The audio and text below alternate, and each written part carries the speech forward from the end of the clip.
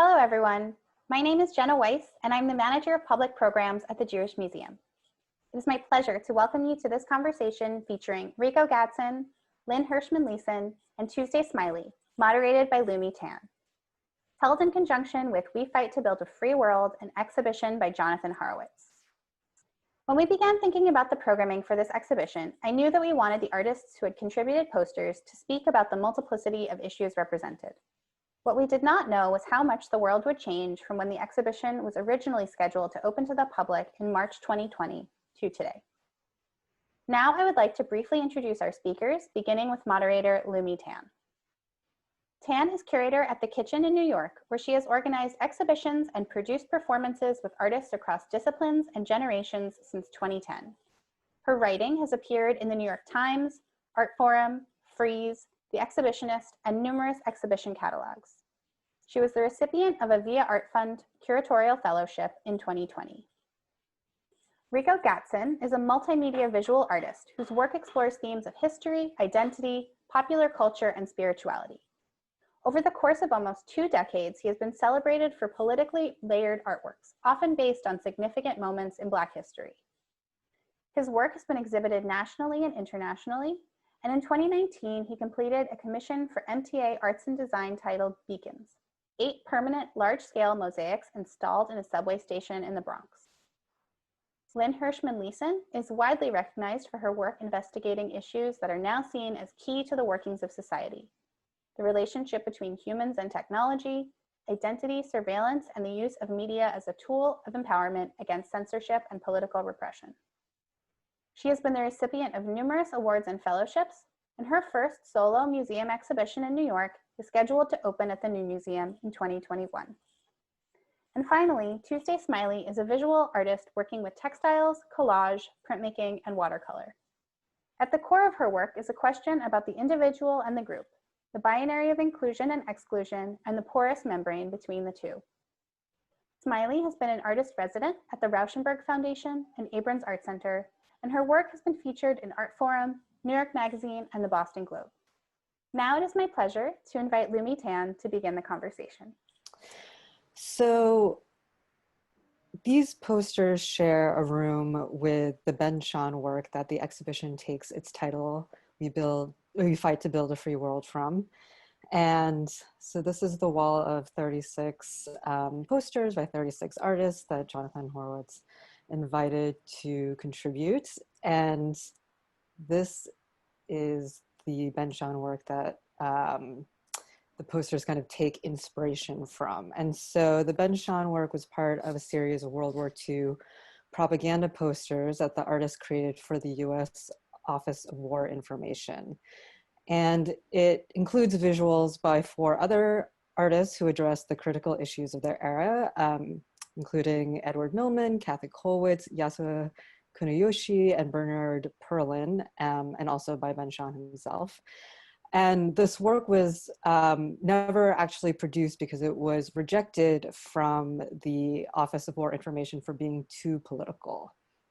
And so Jonathan was inspired by Shawn's attempt to incorporate multiple voices across years and cultural identities into a single work. And so in the installation, replicated the brick wall that's in Ben Shahn's painting, and then invited these 36 extremely different artists to contribute a poster. And the invitation was really open. Each artist was able to choose a pressing political issue of the day and represent it how they wanted. And some of these prints are also available in the Jewish Museum store, if anyone is interested. But just to kick things off, I wanted to, the exhibition acknowledges how much has happened since March when the exhibition was supposed to open. And I just wanted to kind of, go a bit deeper on that and, just acknowledge how, how the past 8 months have felt like an eternity, especially when we're so isolated. COVID has exacerbated every kind of existing injustice in American society, particularly related to the failure of our health system and capitalism. uprising after George Floyd's murder demonstrated how, we feel empowered by coming together and the kind of limitations around that during a pandemic. And then we had this extremely chaotic and contentious election. And it still feels to me personally like democracy might be hanging in the balance a little bit. We'll see how things pan out for the rest of 2020. But so I wanted to ask each of you, in introducing your poster, how, if you feel that the work has shifted in its reading or reception, if at all, from the conception of the poster to the present moment.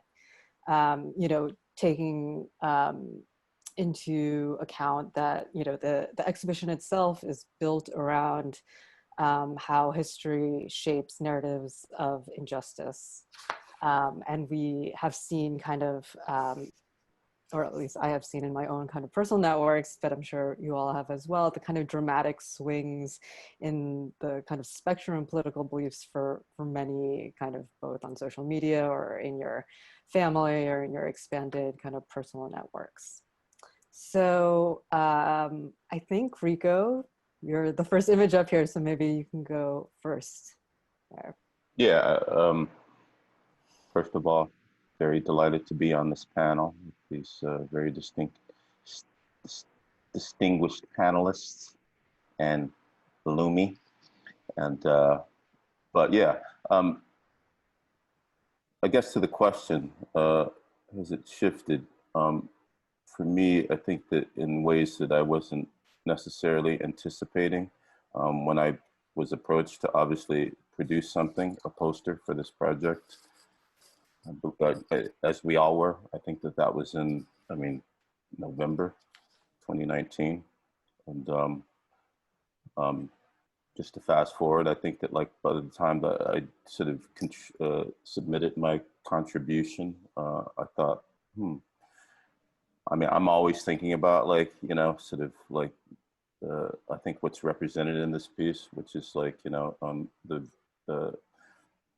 individuals having like sort of agency and power, and thinking about the collective, the individual as being a part of like this collective sort of power, and insofar as it relates to like protests. So that's I think that in a nutshell what I was trying to convey with this piece, clearly drawing from like historic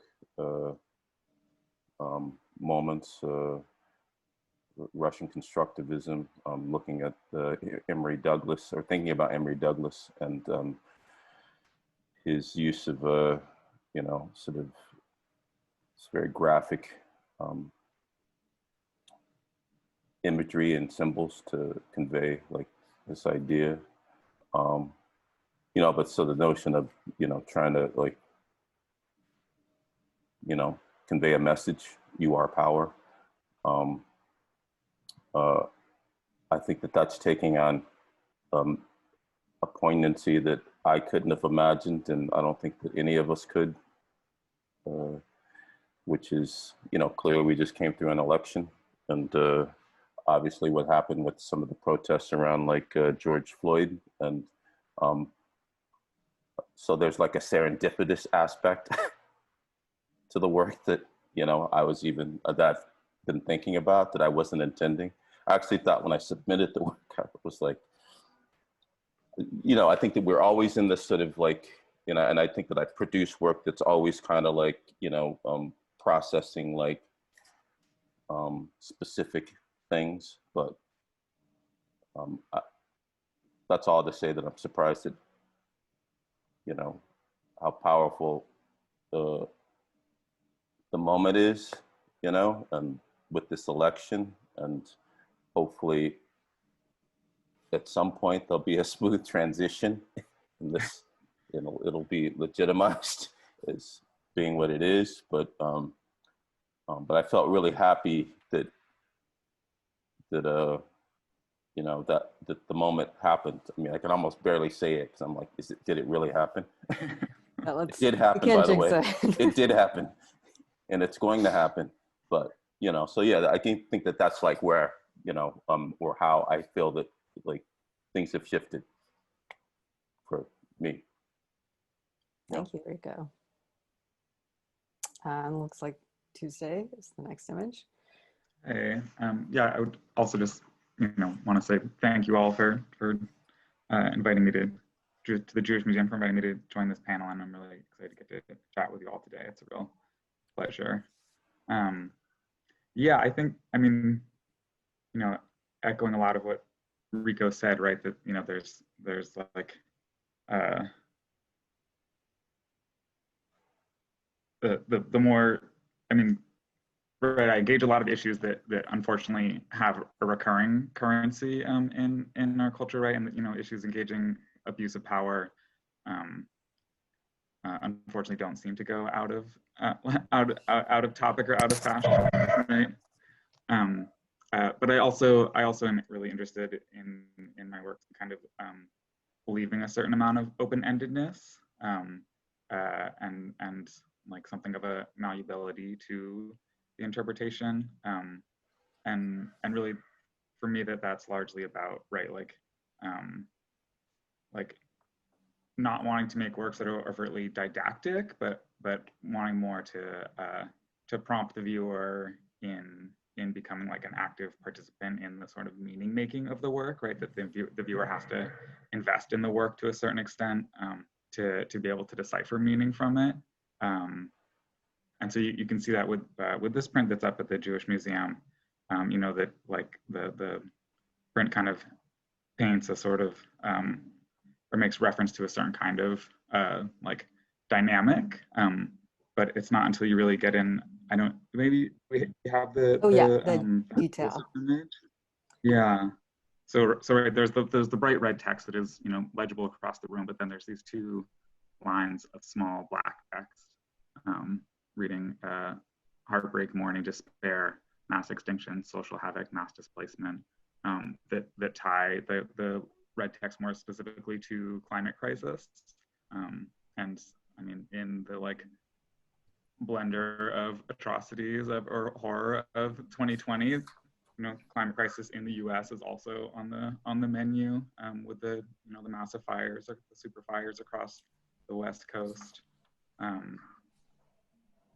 So yeah, so there, there's a way that the kind of political cultural landscape has shifted around the presentation of this work, and there's a way that this work, a lot of the posters, and I think a lot of the works in the show, can continue to be relevant because, Lumi, as you were saying in the introduction, right, that like the coronavirus is really kind of is exacerbating all of these pre-existing conditions of inequality in the United States, and so it's not like we're suddenly facing a new kind of demon. It's that, like, the terrible dynamics that have always been present are being amplified. Absolutely. Thank you, Tuesday. And Lynn.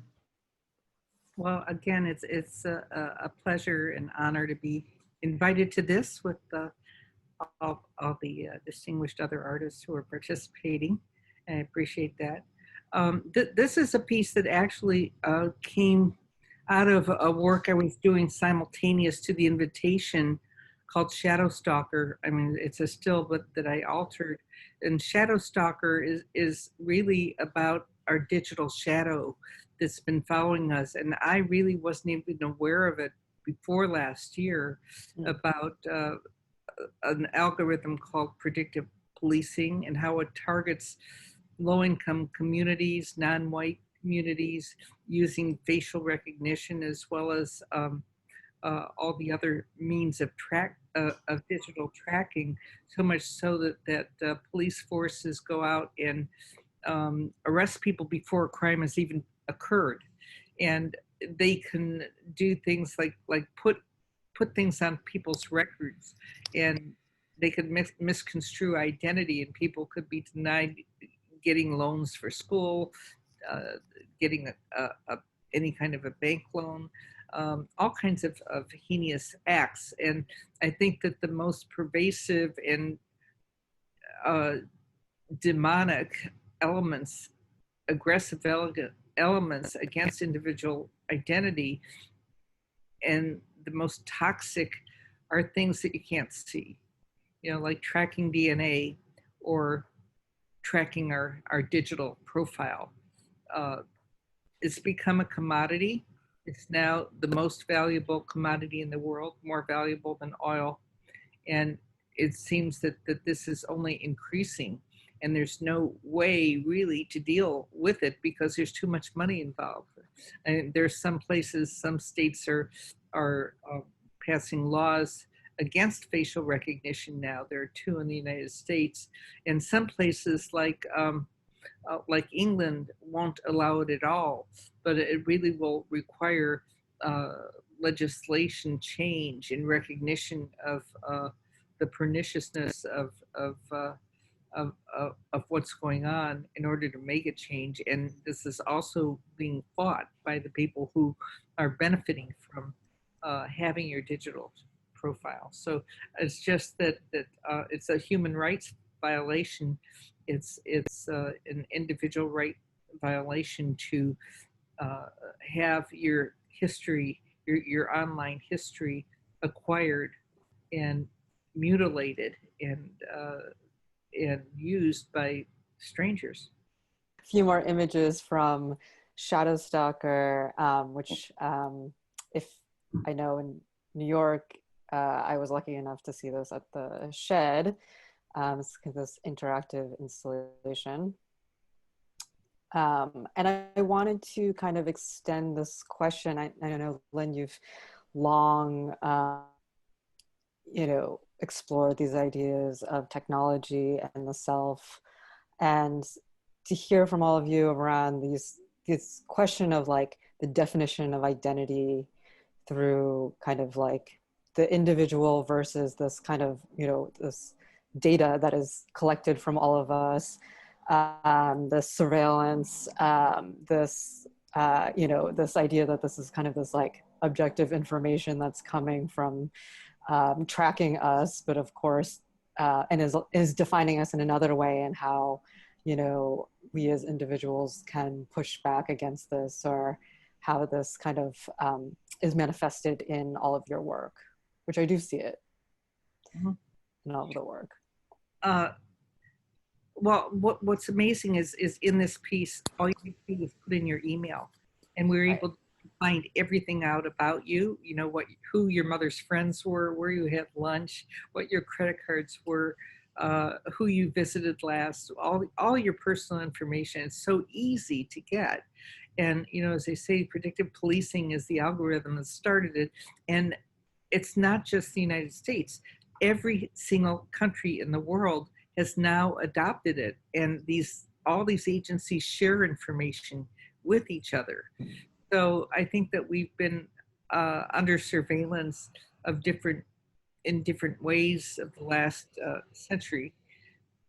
But I think external cameras are the easiest because you know that they're there. But as I say, the most toxic are what's happening like in the last 5 years, where, say, programming the genome has allowed people to track people's DNA and find out if there were any intermixed sects, so that in certain society they can't get through doors with biometric readers. And I think that all of these are attacks, from the predictive policing to the dynamics of DNA and genomics and the history of your biological past, are ways of control and unfair control, because one, individuals don't know that it's going on, and two, they can't do anything about it. They really can't. I was really shocked to learn that at this stage, you can't do anything without either having some form of facial recognition or tracking of anything that you do in line, even if you just get your money out of an ATM.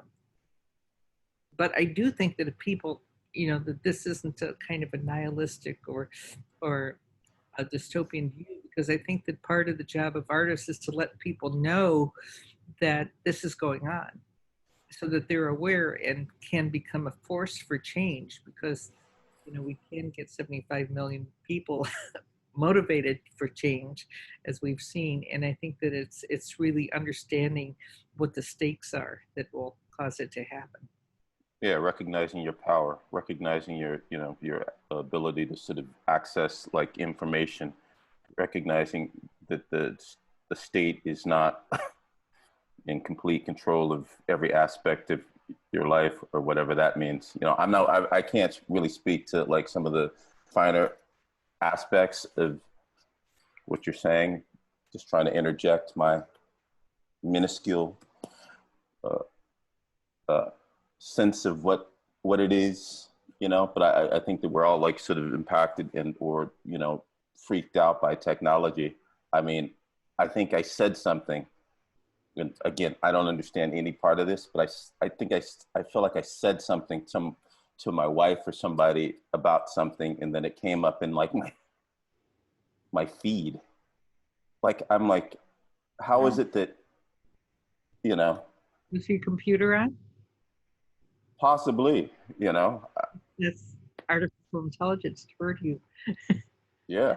So, but that, you know, it's overwhelming, and, you know, and I think that that's the sort of theme of the moment, like of feeling overwhelmed by everything, but then sort of remembering. Yeah, go ahead. The programmers of these algorithms reflect the prejudices of a culture, and they don't even know that they're doing it, and that has to be called upon. Yeah, right. There's this kind of idea that somehow the data is unbiased, but of course, you know, the data is pulling from years of racist and classist and other like forms of oppression that are influenced by all these cultural biases. And then it just kind of it gives the police departments an excuse to be like, oh, we just happen to be patrolling low-income neighborhoods of color because that's where the crime happens. And it's like, well, those are the crimes that you have sought out for decades. Like, you're ignoring the white collar crimes. You know, no one went to jail after the 2008 financial crisis from Wall Street, right? But people got foreclosed and kicked out of their homes. Yeah. Machine learning and predicting behavior, and being and these algorithms predicting what they think will happen, and then everyone believing it and causing it to happen. Yeah. Yeah, and I think that this, I mean, you know, this type of surveillance is kind of relatively new, but of course, surveillance of, you know, of oppressed communities has been happening for centuries, and I think that, you know, bodies throughout this time have really learned how to kind of adapt as their own technology to kind of undermine this kind of surveillance. And so maybe from that point, going into, you know, this idea of like kind of like flipping that, but, you know, I know Rico, I know, you know, you've done a lot of work about like Black Panthers, and of course, like they were surveilled by the CIA, but to talk to issues of kind of like representation and like the power of representation in this other sense. I think a lot of the works that we have here from your Icons series, which are also echoed in your poster. So I don't know if you could talk to that a bit. Well, I mean, I speak to the what has been termed icon, the Icon series of beacons. Just to simplify it, it's just like clearly there's a central figure, very in some cases well known, and with this sort of graphic element sort of radiating from a central part of the figure. In this case, it's Nelson Mandela, and then John Lewis is the younger version. The idea behind the project that I started in 2007 was just that I was sort of creating like this sort of kind of graphic imagery that celebrated like these figures, or considered them as like kind of like these superheroes, cultural and sort of like trying to sort of emphasize their cultural production and work, you know, artists, writers, musicians, political figures, and so on. In this case, it's Intozaki Shange, the playwright, and so, you know, but I'm still processing Lynn's, I guess, which is like, you know, and thinking about surveillance, thinking about like bodies, thinking about being a, you know, identified as, you know, the African American male,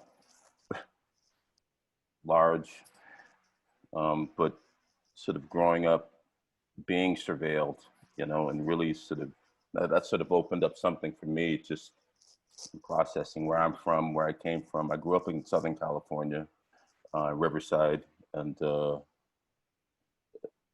it just reminds me of like sort of being profiled, you know, just kind of, you know, the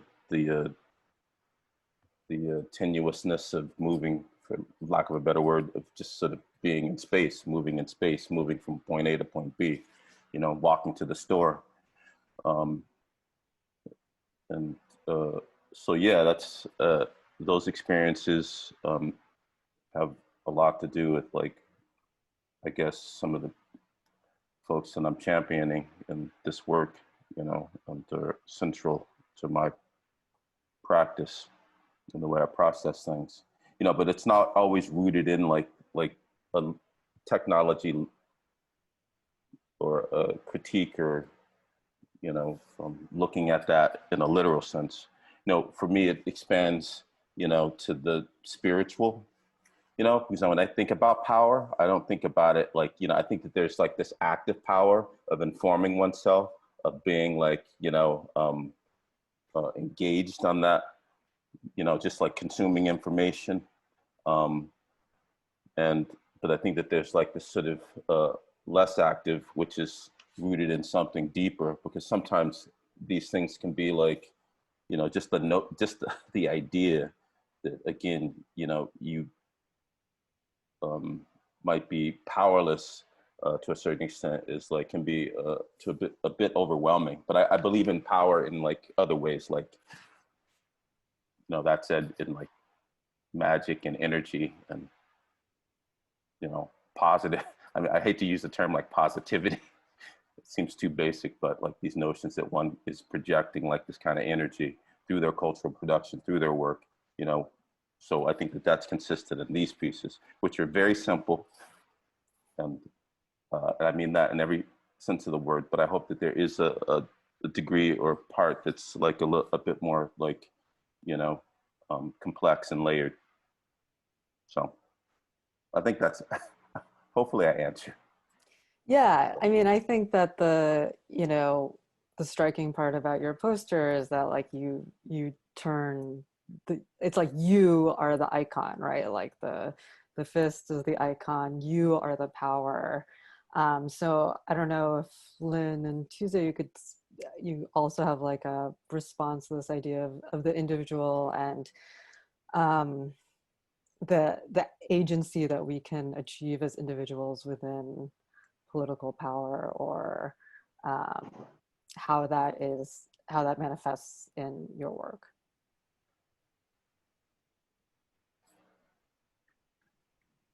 Yeah, I mean, I think, you know, I think really that like the kind of like the sight of right now having these artworks that are going to interact with people pretty much on an individual basis, right? That, you know, like actually is a really powerful site for cultural change. And part of that is like, you know, the context of the artwork. People come to a gallery, you know, with a certain level of openness and kind of a willingness to be challenged and to think through ideas.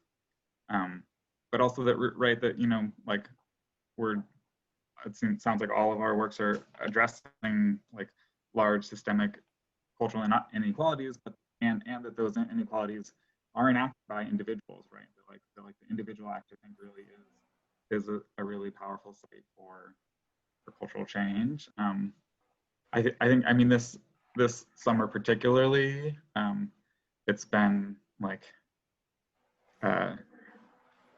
it's felt kind of, you know, I've had moments of having it, feeling difficult to get myself into the studio because it feels like there's so much that requires urgent attention, and the kind of slow work of cultural production, and right, like Rico was talking about, sending out these frequencies, sending out this energy, that feels like it has a much kind of slower like fertilization, compost growing time, than, I don't know, than maybe some kind of like online calls to action or marching in the street. And you know, all of those are important and all need to happen together.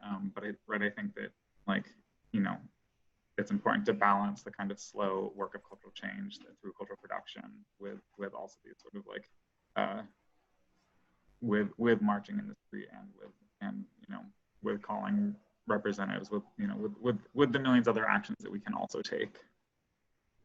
And I, you know, to the feminist movement, and, you know, where women were really not erased from history because they were never there to start with, but then that was realized. And you realize that there's no historical precedent for who you are and what you've been doing, and the notion of the personal is the political, I think, is still valid today and viable, that the personal is political. And when you realize what's been denied you by a culture and a society, and you organize and have a sense of humor in the way that you do it so that it's effective, you know, there's no end to the shifts that you can make, you know, given the fact that most of the young curators I'm meeting now and museum directors are young women, where in my day you couldn't even show in an art gallery. So, you know, this has all happened in the last 30 years.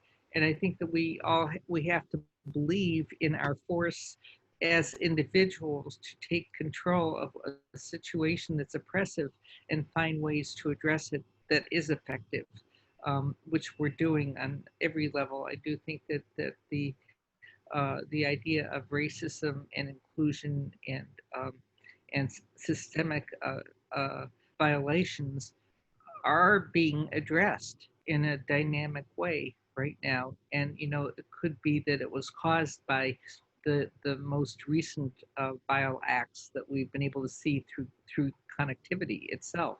You know, using the viral element of technology to address the viral elements of various kinds of plagues of oppression that we're undergoing. Yeah, absolutely. I think that, you know, idea of like how information is shared kind of, to me, connects to, you know, these public works that Rico has been doing it with the NTA, the subway system in New York, and that kind of like, that kind of shared space that I think we're all really missing right now, and how information is transmitted very differently offline than it is online. But also thinking to Tuesday, your banner works, which, you know, thinking of them as taking cues from banners from protests, from marches, from these kind of like, you know, collective public spaces, and then moving them into the museum space, and how that kind of that communication shifts. If you could talk to that for a moment. Yeah, absolutely. Yeah, so a lot of my work is inspired by protest signage. So getting this invitation to make photos for Jonathan Horowitz exhibition was really great. I was like, yeah, this is exciting. This is, you know, calling on familiar themes. I'm really interested in the kind of like the urgency and the power of protest signage, and the really kind of unique location it holds in visual culture, right? That, you know, that they like, protest signage is a kind of physical manifestation of calls to action and calls for change. But then, right, you know, as you were pointing to, Lumi, the you know, like protest signage in the street functions really differently than artwork in the gallery. And so I'm really interested in kind of trying to bring like that urgency and that call to action from protest signage into the slower space and what is often a much more kind of contemplative space of the gallery, right? I feel like in street protests, I know for myself that when I see, if I kind of stumble upon a protest, I'm often, before I'm engaging with anyone interpersonally, even as I'm engaging with their visual materials, and I'm trying to engage, like, am I for them or against them? Are they for me or against me? And so I with the works in the gallery, I'm trying to sidestep some of this kind of like what I think of as a kind of binary of street protest, or again, this kind of question of like inclusion and exclusion, and kind of trying to leverage a certain amount of open-endedness to get people to be thinking around an issue before they realize kind of what the quote unquote capital I issue is, that they already have a preformed opinion about, where it's kind of a way to try and like slow people down and get people to reapproach something maybe from a different angle than they would have before. Yeah, and so some of these include text, some of them don't. Often when there's text, the legibility is challenged. Sometimes, like on the posters that we looked at before in the previous slide, there's black text on a black ground, so it's difficult to read. Because there is also a risk when you're using text that the viewer will read the work instead of look at the work. I'm hoping to kind of, like invite the viewer in through the visual experience before they kind of get to the text and like, see that period and decide that they know what the work is about because they read the line, So here the text reads, "The ones stealing from you call you thief," which is a complete poem by Greek poet Yannis Ritsos.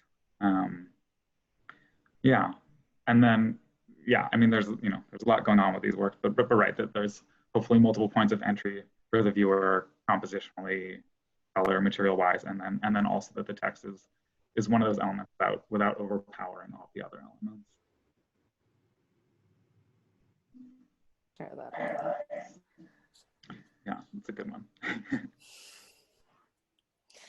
Yeah, I mean the kind of like posters are a kind of analog way of sharing information, but have had such a, in the past few months has had such a resonance kind of to bring back the importance of this like physical object as a way to share information within the protests over the summer, and of course with every kind of election campaign, like lawn signs, that kind of flags. I think this election in particular was like chock full of visual information and kind of just large type in that way. But Rico and Lynn, I don't know if you could speak to this idea of kind of like the publics that you're speaking to with your work, and how this kind of information, that your messages and the information are kind of circulated. I think like for Lynn, like all that information that you're presenting is public in Shadow Stalker, even if it's not necessarily shared with you as an individual, but it is owned by someone else, or it is displayed in a way that's very kind of plain, I guess, in Shadow Stalker. Well, there is a disclaimer that people don't have to put their email in, but if they want to, and we also protect people because we blocked out credit card numbers and things that would really get them in trouble, right, or get in trouble. But there always has to be a disclaimer, even if you're doing non-recorded video, where you have a camera that puts a person somewhere, takes a picture of them, puts them someplace else, in the room, even if there's no tape involved or no file involved. But, I think that aggressors often can become victims, and that's part of the DNA dynamic of the double helix of it, that aggression breeds victimization, and that the victims can, when they understand what's going on, change things and back to the original source. And I think a lot of the work that I do that involves these kinds of surveillance is really more amplification of letting people know that this is there. People were shocked at how much information comes up immediately. In less than 5 seconds, everything is called there and follows you. And I think that knowing that makes you understand how dangerous machine learning and facial recognition and online information is, and especially if you don't know who is able to zap into it and how they're getting it, and also the mistakes. You could be arrested for something somebody else did, and it takes you forever to get anything changed, and particularly since you don't know it's there in the first place. I mean, the public realm for me is relatively new, beyond my sort of exhibition history and so on. But I just wrote down a couple words that, I'm trying to lay I think about roadmaps, in terms of like these figures, because again, I'm just sort of like, I'm thinking about, in the case of like these beacons or quote unquote icons, that it's a kind of celebration of like their sort of cultural production, and impact as individuals, and trying to bring that awareness to like an audience that may or may not sort of have awareness to these individuals. We sometimes assume that that's the case, but so in that sense, it's just like kind of open. I'm sort of laying it out for whomever is sort of interested. Some of the feedback, let's say the project in the Bronx that I've received has been across the gamut, but mostly people sort of suggesting that one, if not all of these persons had sort of an impact, significant impact on them and their lives. So it's like really an opportunity or an invitation, well, no, it's not an invitation or opportunity. It's just, that's always nice to sort of receive that, because I'm only sort of, sharing individuals who've had an impact on like me personally, through their writing or art or music or what have you. Then there's like an interconnectedness. I could ramble on and on about this, but it's pretty simple. Like the kind of, what I think that I'm, what I think that I hope from having been invited to put the stuff in the world. But for me, power is like information. Which is consistent. It's like knowledge. It's like agency. It's like offering something, and you can take it or not. It's like placing it in. It's like thinking about like the potential for change. It's like awareness. It's like technology is not all bad. It's good. It can be good. Again, I don't want to get into the finer points of like how we're we're in a pandemic and we're having this engagement through Zoom, and I've had really amazing engagements through Zoom, even albeit, and I find it very difficult to spend so much time this way, and hope that we can eventually be in person like we intended initially. But that's all just to say that like I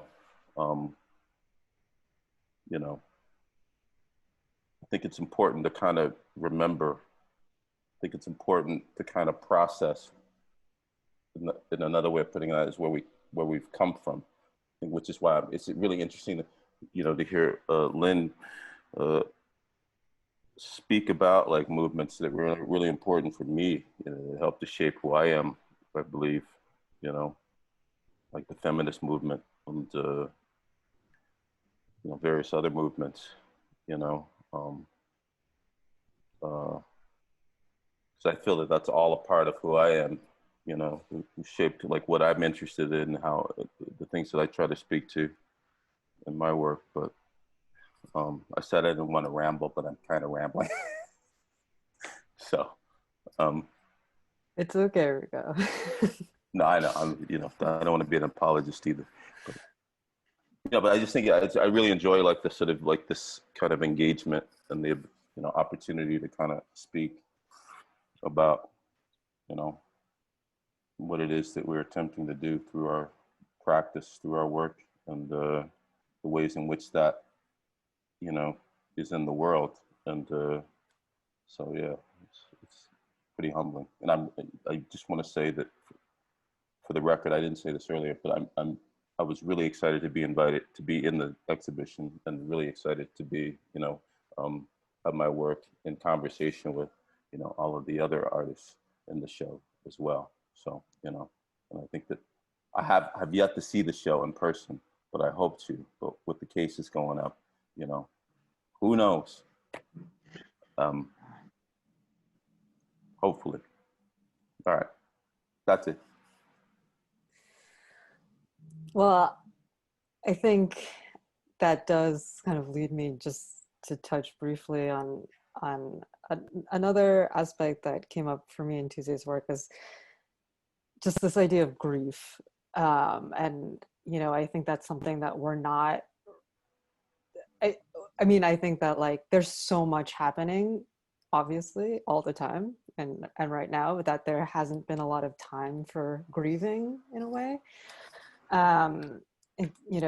Within this pandemic, there's so much focus on isolation. The ability to grieve is one based, I mean, not based on collectivity, but is aided by collectivity, but also, thinking about the climate crisis in particular, and that this kind of like overwhelm, I mean, this is how I feel, I don't know how the rest of you feel, but like this overwhelming grief that you feel like you have absolutely no control over.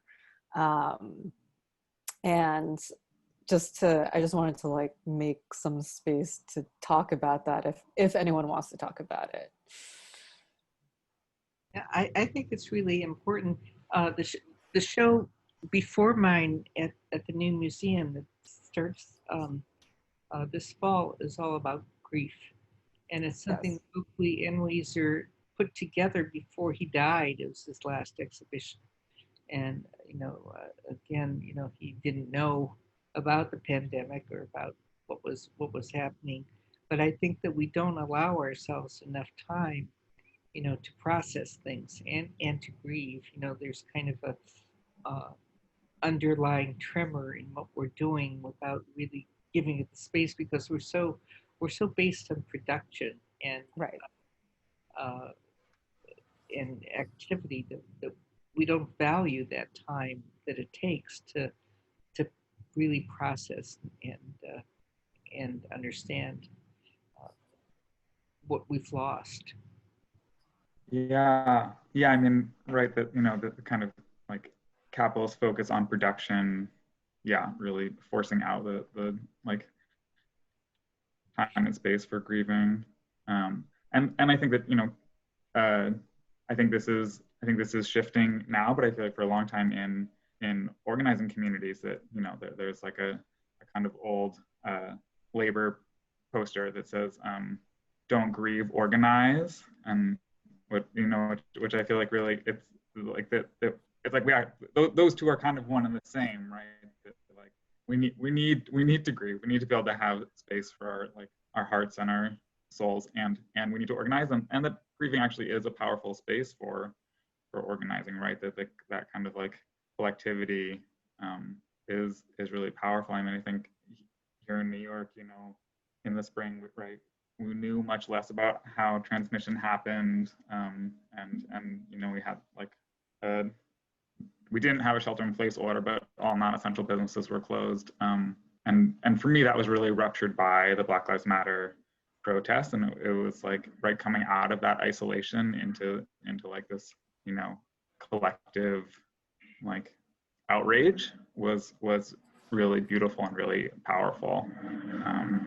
And so yeah, I think that they're right, that there's like, yeah, I think there's a lot of power in grieving, both for our souls individually and also as like a collective gesture. Yeah. Exactly. Yeah, that's a tough question for all the reasons described, but you know, because I feel that it's like it's kind of hard to know how to process it, because there are different layers to this notion, because it seems to be this constant right now, like as mentioned, and this is not a promotion, I have a show opening next week, and I was just talking to my new dealer, about how because we're not gonna have an opening. You know, there's a kind of grief that's occurring, like the notion that it's not gonna be what we thought, but I always knew that. But so I guess what I'm trying to say, there's this kind of ongoing, or like needing to sort of, you know, process the new thing, you know, let alone all of the loss, the death. You know, the show is titled Ghosts, you know, and it's literally about like, you know, this resolved energy that's been released, you know, tragically. So, I mean, grief is something that's a huge part of like my processing. I have a 17-year-old, it's almost 18, who happens to be extremely concerned about climate change, as we all are, and her future, you know, or their future. And so it's, you know, it's a tricky thing, you know. I'm Black, as mentioned, and I grew up in America.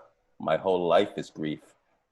You know, I saw a good portion of my friends growing up die from like, for various reasons, you know, so-called Black on Black violence, the drug, you know, I mean, we can go on and on and on, you know, family members, but so I think that that's a tough question. It's a, you know, it's like raw, and I think it sort of permeates every aspect of what I'm doing, you know, all the time, you know, so it's like, you know, so I think that there's a part that really is going about it's trying to get to something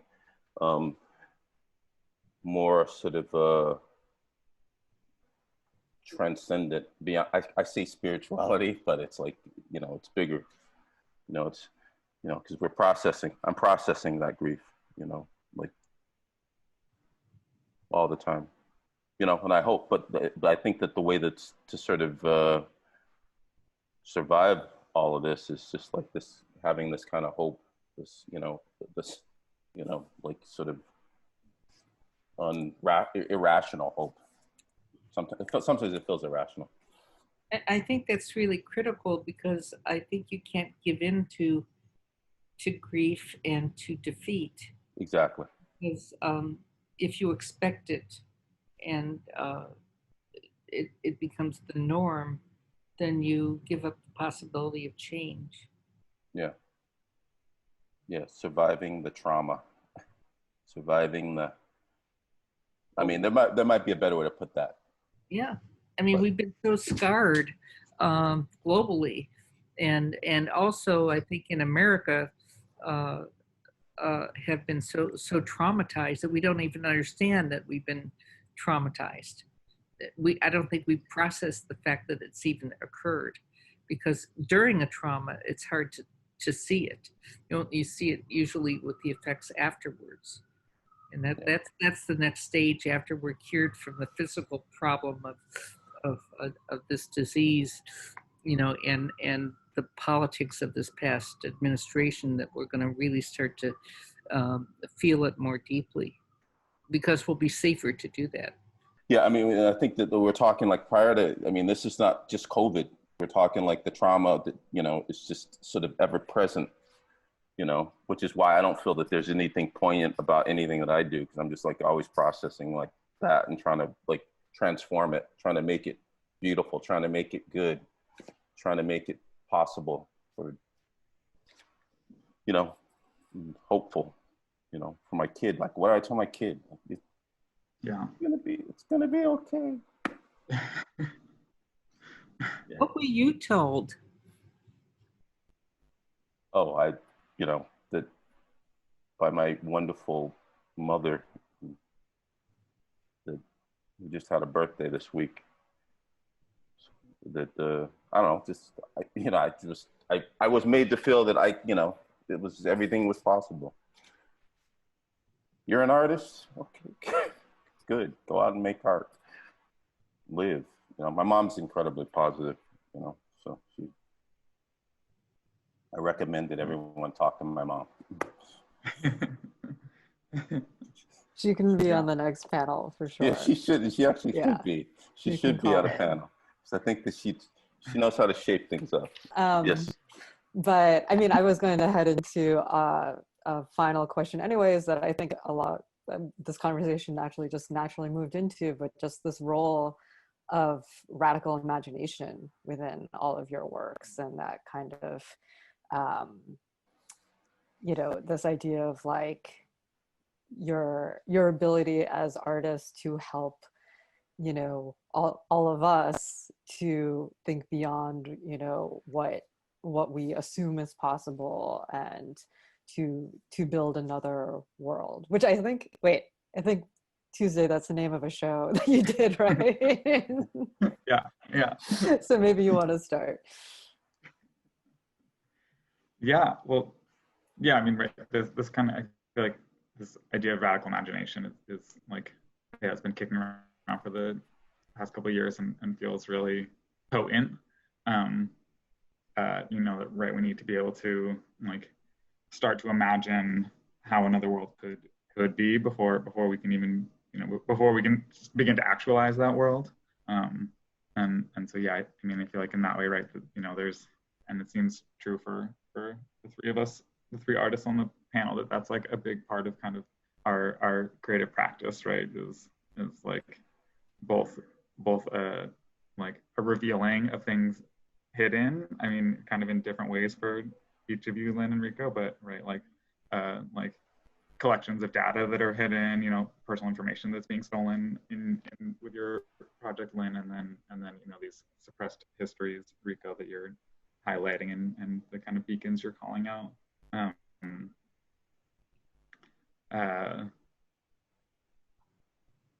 But yeah, right, before we can build the world, we have to be able to imagine what that world is going to be like. So, like I think, and then, yeah, I think, I mean, as I mentioned earlier, this, that like the slow work of cultural production, particularly in a moment where it feels like things are changing so quickly, can feel kind of futile sometimes. But I think it actually is really critical for like laying the foundation for these cultural shifts to happen and to continue to manifest. And I think, yeah, I mean, Lynn, you were saying earlier that, that these shifts are happening, right? You were talking about, like the number of female curators. And I mean, I think that also is a big part of the like conservative and far right backlash that we've seen over the 4 years is because like the cultural work is being done and is being successful, and that the right is really terrified and is kind of trying however it can to try and hold on to power. So like those threats are still very real. I don't want to minimize them, but I also feel like instead of just being in the place of despair, where it's also yeah, we get to congratulate ourselves a little bit for the work that we have been doing and those who have come before us, whose shoulders we ride on, have done. I just wrote something. I was thinking about persistence of vision. You know, what is persistence of vision? And the definition is an optical illusion that occurs when perception fails to cease. And it's been attributed to the retina's imperfection, but it's a way of seeing what we believe to be there. And it's an after image of an optimist and an illusion that relies on time to wink into the future and bring it into reality. So I think that's what we all have, is our persistence. Yeah. I don't know that I could put that any better, obviously, but yeah.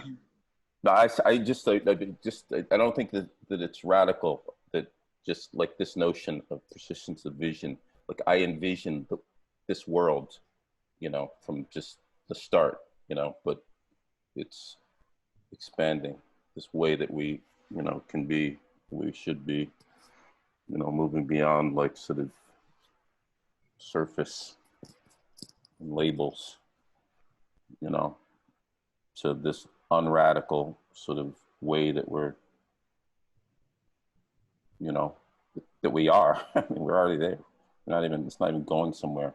You know, there's still like sort of, I don't even like using terms like progress, but they're, you know, that we're there, you know. It's just like we got to convince, you know, but we don't have to convince anybody. They just have to, you know, get out of their nonsense, you know, and get with it, you know. I mean, let's face it, we're experiencing like, yeah, a kind of desperation that's occurring, you know, this like sort of, you know, I don't know what it is. You know, it's just like, yeah, it's like desperate and it's sad. And we have to, you know, I have to speak to my child and say, you know, you guys, I always tell my students that you guys are like way on it, you know, the greatest generation. No offense to any other generations, but you know, they're like so aware and have had to process so much and are so clear, and you know, and I'm learning so much all the time, literally. Well, And, they've inherited a planet that's, you know, so much that it's really their survival. yeah, You know, they didn't exactly. do it. They inherited all this. Exactly. And it's heavy. I'm like, yeah, but you know, I still remain hopeful. I mean, I think that that's a very appropriate way to end the panel on ideas of persistence and hope and, you know, believing in future generations. So I want to thank all of you for participating in this incredible conversation, and for making the work that you do and helping all of us process this world. And thank you to Jenna and Calder at the Jewish Museum for having us. And I hope that everyone can see the show in some form or another, in real life or online. So thank you all. Thank you.